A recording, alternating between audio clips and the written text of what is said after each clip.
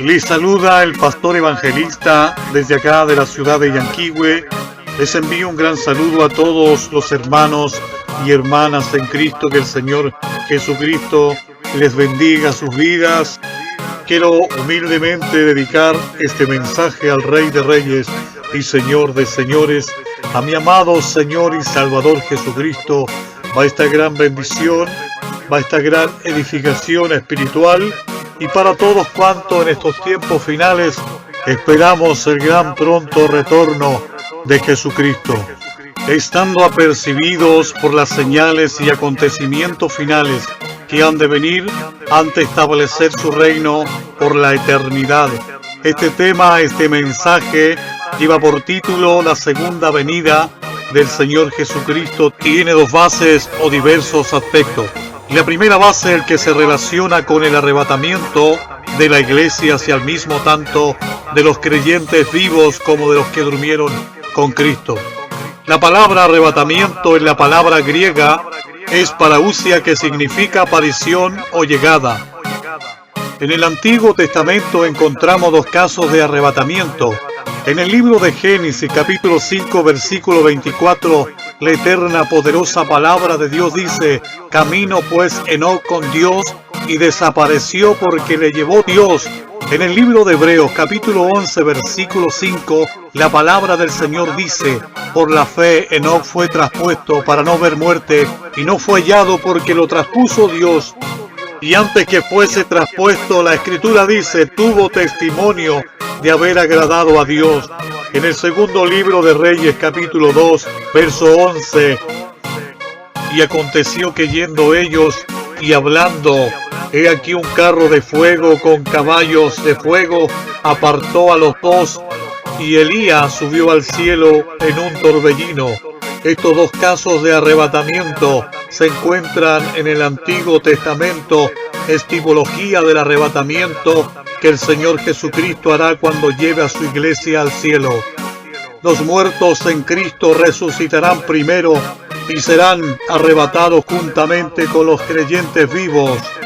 La segunda base será cuando el Señor se manifieste con sus santos para juzgar y gobernar las naciones, y aplastando toda oposición y establecer su reino por 1000 años. Es en la segunda venida que se cumplen las profecías mediánicas de la liberación nacional de Israel, pasándose la obra redentora del Señor en su primera venida del arrepentimiento nacional del remanente. Entonces, después de esto, de la era de la iglesia, será restaurado el tabernáculo de David y las reuniones de las naciones salvas. Entonces el Señor se sentará sobre el trono de David y reinará sobre la casa de Jacob en un reino sin fin. La realidad de su venida, la segunda venida, es mencionada más de 300 veces en el Nuevo Testamento. El apóstol Pablo se refiere a ella en sus epístolas cuando menos 50 veces.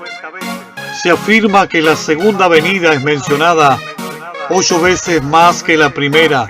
En libros enteros como Primera y Segunda de Tesalonicenses, capítulos completos como Mateo 24, Marcos 13 están dedicados a ella.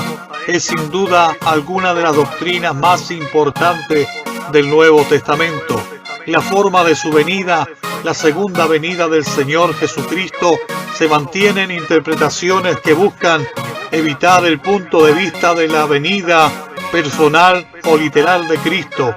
Algunos enseñan que la muerte es la segunda venida de Cristo, pero la segunda venida se presenta como algo opuesto a la muerte, puesto que los muertos en Cristo resucitarán cuando Cristo venga de nuevo. En la muerte vamos a Él, pero su venida viene por nosotros. Algunos afirman que la segunda venida de Cristo fue en el descenso del Espíritu en el día de Pentecostés. Otros enseñan que Cristo vino en la destrucción de la ciudad de Jerusalén en el año 70, pero en ninguno de estos casos ocurrió la resurrección de los muertos, ni el arrebatamiento de los vivos, ni otros acontecimientos que deben acompañar la segunda venida de nuestro Señor Jesucristo. es la esperanza de todo creyente. Antes de la muerte, Él dio la promesa.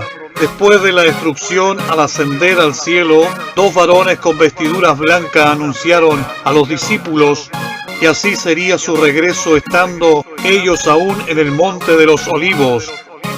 Esta fue la constante enseñanza apostólica. El apóstol Pablo se la escribió a Tito. En el Nuevo Testamento cierra sus páginas con un fuerte recordatorio de esta gran esperanza en la palabra del mismo Señor Jesucristo. En su primera venida, Cristo obró la redención mediante su sufrimiento expiatorio en la cruz. En la segunda vendrá para ser reconocido universalmente. En aquel día en que toda rodilla se doblará ante Él y toda lengua le confiese. La época de su venida, se han hecho intentos para calcular la fecha exacta de la venida de Cristo y todos los cálculos han fallado. El Señor Jesucristo ha declarado que la época de su gran venida está oculta en los consejos de Dios. Esta ordenanza es sabia. ¿A quién le gustaría, por ejemplo, saber de antemano el día exacto de su muerte? Dicho conocimiento tendería a perturbar a las personas e incapacitarlas para los deberes de la vida. Es suficiente saber que la muerte puede llegar en cualquier momento y por lo tanto uno debe trabajar mientras es de día, puesto que la noche viene cuando nadie puede trabajar. Con el mismo razonamiento se puede aplicar con respecto al día de la muerte de la edad presente. Ese día se nos ha revelado, pero sabemos que será repentino, también inesperado. La palabra del Señor para sus siervos que le esperan es la siguiente: ocupaos hasta que venga. Tenemos una gran información general con respecto a la enseñanza que entregó nuestro Señor Jesucristo relativa a su venida. Después de la destrucción de Jerusalén, los judíos andarían errantes por todas las naciones, exiliados de su tierra, la cual quedaría bajo el dominio de los gentiles hasta el fin del periodo.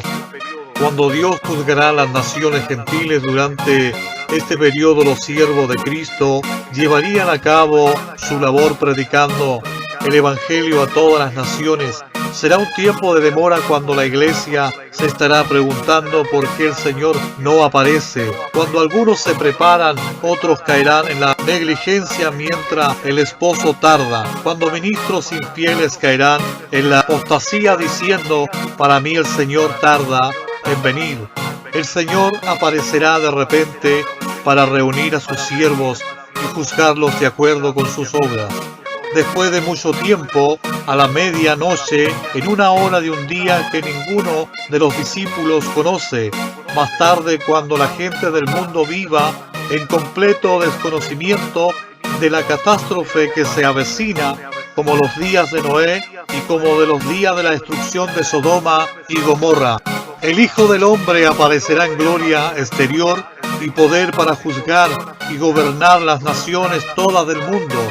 Y refiriéndose a las señales de su venida, las Sagradas Escrituras nos enseñan que la aparición de nuestro Señor Jesucristo para iniciar la edad del milenio será precedida por una transición perturbadora caracterizada por perturbaciones físicas, guerras, dificultades económicas, decadencia moral, apostasía religiosa, infidelidad conyugal, pánico, perplejidades generales. La última parte de este periodo de transición se conoce como la Gran Tribulación, un periodo durante el cual el mundo entero estará bajo el cetro de un gobierno anticristiano contrario a Dios. Se perseguirá brutalmente a los creyentes en Dios y la nación judía en particular pasará por el horno de la aflicción.